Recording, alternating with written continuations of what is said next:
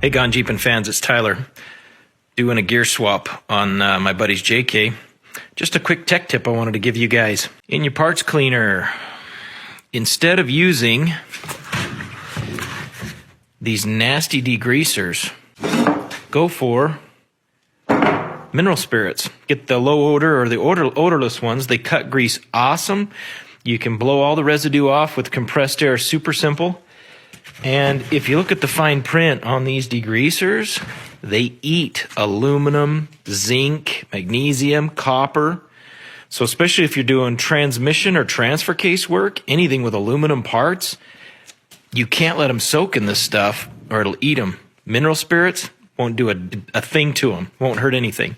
And it cuts grease awesome. So quick tip of the day, throw some mineral spirits in your parts cleaner, works awesome. Thanks for watching. We'll catch you next time.